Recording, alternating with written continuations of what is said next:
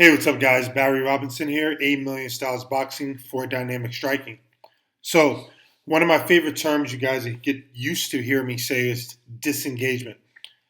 You know, a lot of times we see knockouts, and knockouts are definitely entertaining. It doesn't matter if it's for the fan or even for us that are in the sport. However, when it comes to studying, we don't really want to study the knockout strike. We want to see what happens before that because I think that's where the development meat is, if you made a steak. You know, the filet mignon is in the disengagement or whatever happened before the knockout. So we'll go ahead and take a look at this knockout from Uriah Hall and see how he was able to acquire a few positions and disengage and live to fight another day, as that's what martial artists are supposed to do.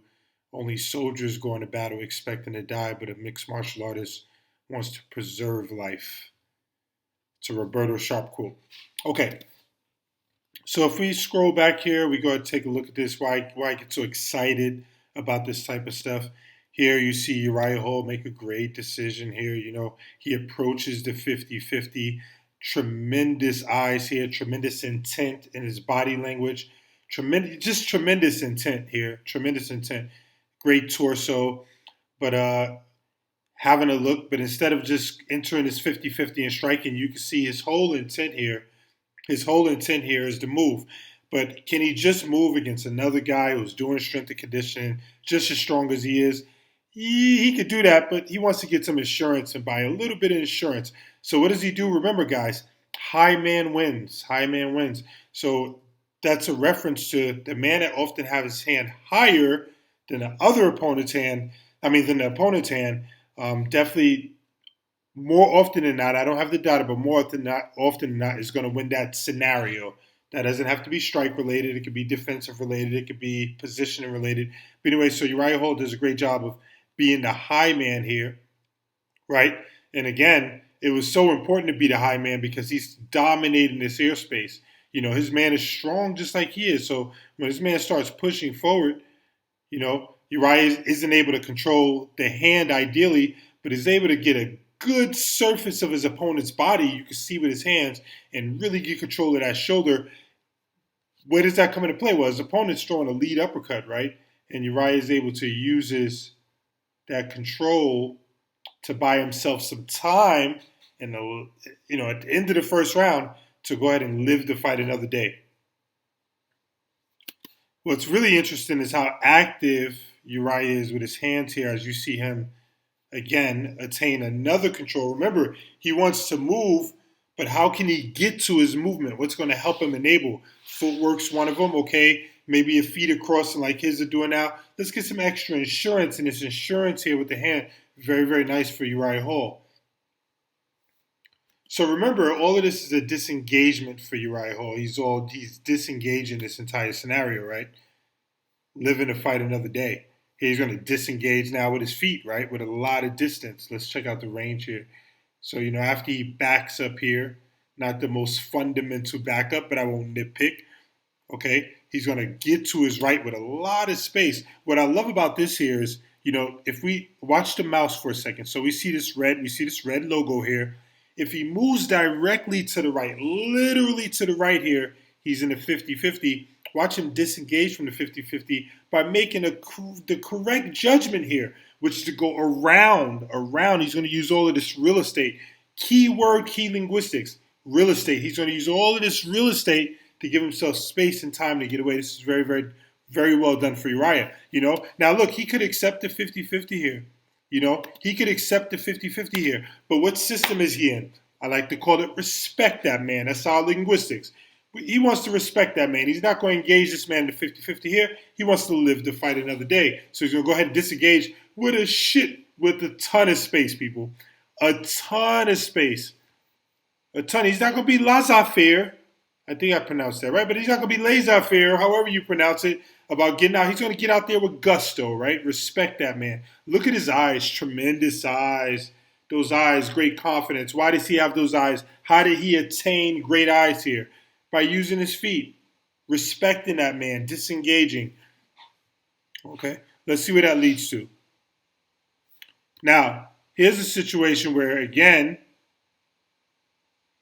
he's going to approach a 50. his opponent's like, I got to put my jab on him. And Uriah Hall does a good job here, right? He does a good job of trying to get something on his opponent instant because he wasn't able to catch that jab. Very difficult to catch a jab. He tried. That's great intent. What's a great point here? A great point here is that, you know what? Even though he didn't catch the jab, the fact that he had an intent to catch the jab allowed him to see. What else did he do that allowed him to see? He was able to go ahead and use his left hand and get his left hand on his opponent's body, get his right hand on his opponent's body, and guess what's not coming back in this situation? A second punch. We're all taught in the gym, day one, not day one, but 1, 2, 1, 3, 1, 2, something comes behind the jab. So Uriah Hall just does a great job once again of disengaging. He's disengaging here. What's another form of disengage? Okay, I need to disengage here.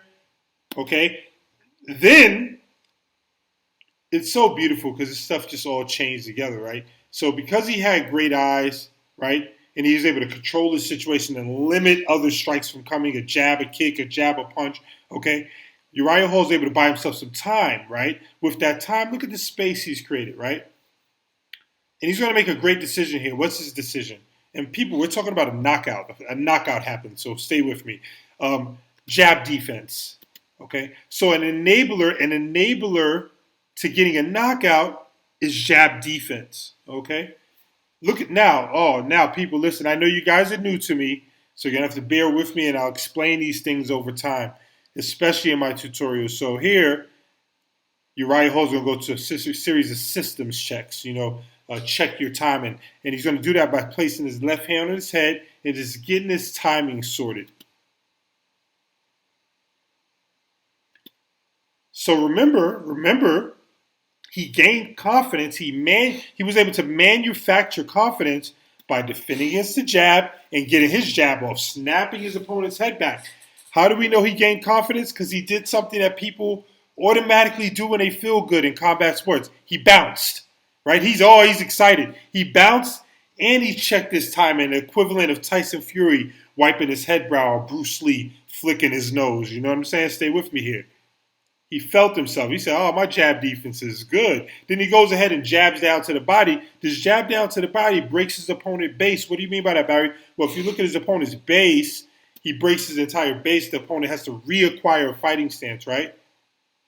Now, Uriah Hall checks his timing again. Watch it again. Right here, left hand checks his timing one more time here. Very nice. Outstanding. Now, this is so beautiful, right? This is so beautiful. Why is this beautiful? Because I want to go back here. I want to go back for a second. Remember, knockouts happen before they happen, right? So check out the jab defense here, right? Open hand, jab defense. I catch that, right? Okay. Jab down to the body. Check your timing. Okay. Now, Uriah Hall is going to do something so beautiful here. He's going to show him jab defense, right? And if you look at his disposition here, it's a comfortable environment. What is a comfortable environment? Well, we get all types of linguistics today. A comfortable environment is like you inviting someone into your house. You're going to offer them a glass of water. Do you want some fucking cookies? How can I want good hospitality, okay? I want you to enjoy yourself. So Hall creates a comfortable environment by just saying, I'm going to put my jab defense hand out here like things are cool and I'm chilling, right? But I can go 0 to 100 at any time. Why? Because I've taken the time to disengage, get some reads, get my jab defense going, create some space, and now I feel confident. I have the audacity to do something special. Beautiful stuff. Barry Robinson, A Million Styles of Boxing for Dynamic Striking. Peace.